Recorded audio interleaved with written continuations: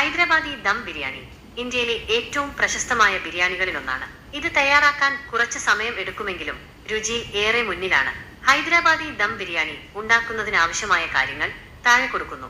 ചേരുവകൾ: chicken 1 kilogram, basmati അരി 1 kilogram, സവാള 4 ചെറുതായി അരിഞ്ഞത്, തക്കാളി 3 ചെറുതായി അരിഞ്ഞത്, ഇഞ്ചി വെളുത്തുള്ളി പേസ്റ്റ് 2 ടേബിൾ സ്പൂൺ, പച്ചമുളക് 4 ചെറുതായി അരിഞ്ഞത്, മല്ലിയില 2 ടേബിൾ സ്പൂൺ, പുതിനയില 2 ടേബിൾ സ്പൂൺ, തൈര് 1 കപ്പ്, നാരങ്ങ നീര് 2 table spoon, garam masala 1 teaspoon, മഞ്ഞൾപ്പൊടി 1/2 ടീസ്പൂൺ, മുളക് പൊടി 2 ടേബിൾ സ്പൂൺ, എണ്ണ ആവശ്യത്തിന്, നെയ്യ് 2 ടേബിൾ സ്പൂൺ, കുങ്കുമപ്പൂവ് 1/4 ടീസ്പൂൺ, ചൂടുള്ള പാലിൽ കുതിർത്തത്, ഉപ്പ് ആവശ്യത്തിന്. തയ്യാറാക്കുന്ന വിധം: 1. ചിക്കൻ കഴുകി ചെറിയ കഷ്ണങ്ങളാക്കുക. 2.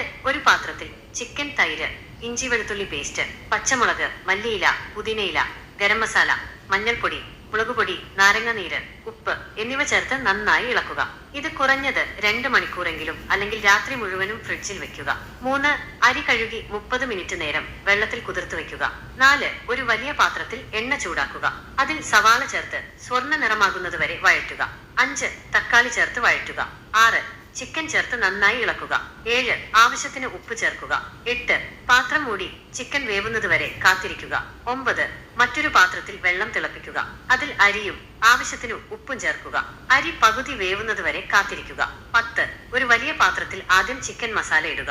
അതിന്റെ മുകളിൽ പകുതി വേവിച്ച അരി ഇടുക. വീണ്ടും ചിക്കൻ മസാലയും പിന്നീട് ബാക്കിയുള്ള അരിയും ഇടുക. 11. കുങ്കുമപ്പൂവ് പാലിൽ കലക്കിയത്, നെയ്യ് എന്നിവ മുകളിൽ ഒഴിക്കുക. 12.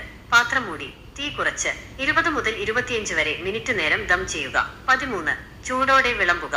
ഈ രീതിയിൽ ഹൈദരാബാദി ദം ബിരിയാണി തയ്യാറാക്കാവുന്നതാണ്. കൂടുതൽ വിവരങ്ങൾ ആവശ്യമെങ്കിൽ ചോദിക്കാവുന്നതാണ്.